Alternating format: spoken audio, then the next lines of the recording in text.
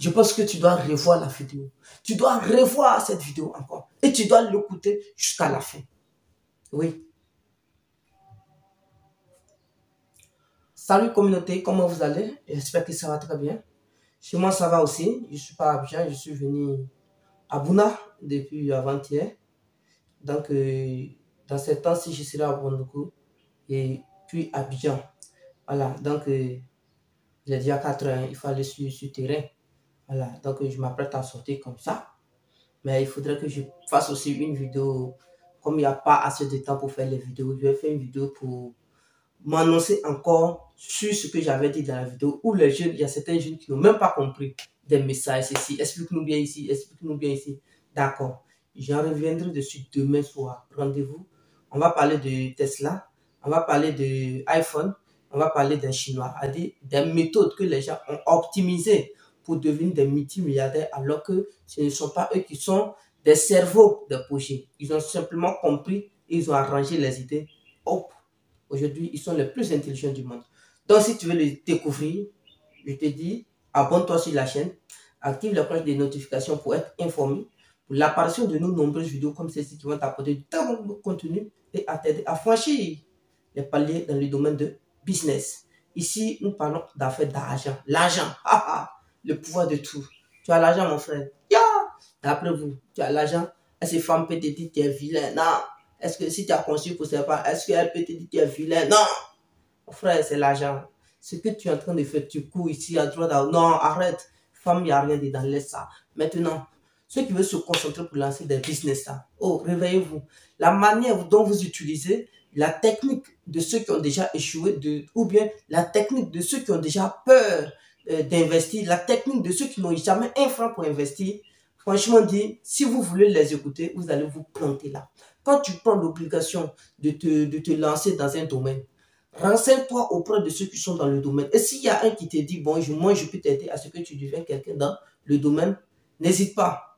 La première chance, c'est comme ça. Quand tu vas ici, pour finir, tu te retrouves avec la mauvaise personne. Mais où Dieu t'envoie pour une première fois, je pense que tu dois rester. Écouter les conseils de ceux qui te dit et tu vas voir que tout ce qu'il va faire avec toi sera béni et il aura les capacités nécessaires pour que ton projet puisse se lever. Aujourd'hui, on va parler de Netflix. Voilà. Il y a un exemple encore, je vais prendre sur Netflix.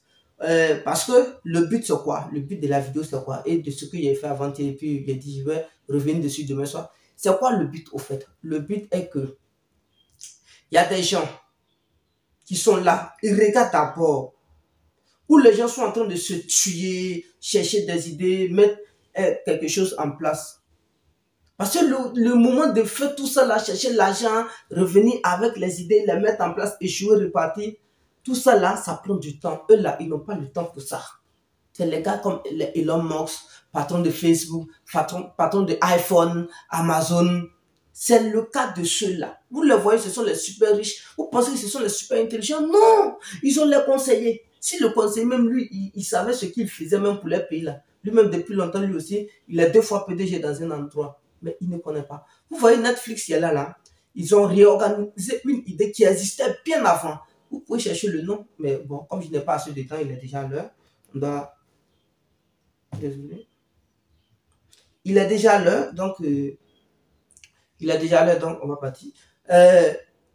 Donc il y avait des gens déjà qui avaient l'idée de faire Netflix. Netflix, c'est quoi? Sur le plan traditionnel, ce qu'on connaissait à l'époque à partir de 2000, bon non pas 2000, hein, bon ça s'est arrêté à partir de 2010. C'est là que les gens ont commencé à laisser le fait d'acheter les CD. Vous voyez, avant là, les CD, là, les films, on les louait dans les rues ou bien dans des cinémas. Tu partais, tu donnes ton argent, tu déposes quelque chose comme garant, tu prends maintenant comment on appelle ça, le CD, tu t'en vas introduire ça sur ta télé, ton DVD, tu mets ça dedans et puis tu regardes le lendemain, tu as l'impression de ramener le CD encore pour reprendre ce que tu as mis là-bas comme garant. Vous voyez un peu. Donc, Netflix a réfléchi. Une personne a réfléchi. Il a vu que les gens font ça là. Oh, les gens ont besoin de ça. Parce que ça est dans la rue ou bien ça est à quelques kilomètres. Les gens se déplacent pour aller chercher des films pour venir regarder. Mais quand ils en prennent là, c'est l'argent qu'ils payent. Ou bien, d'accord, moi je vais faire quelque chose de numérique sur le digital où les gens iront, les CD sont déjà déposés là-bas. Ce ne reste que pour saisir ce qu'ils veulent. Ce ne reste que pour saisir ce qu'ils veulent. Eux, ils ont ça, ils regardent, ils payent le prix, ils regardent proprement dit, ça y est là. Le jour, il va vouloir regarder encore une deuxième fois encore, il paye encore. Non, c'est l'ensemble de tout ce qui est dans le domaine cinématographique. Vous voyez, ça est dans le domaine cinématographique. C'est ce qu'ils font. Mais c'est l'idée de quelqu'un.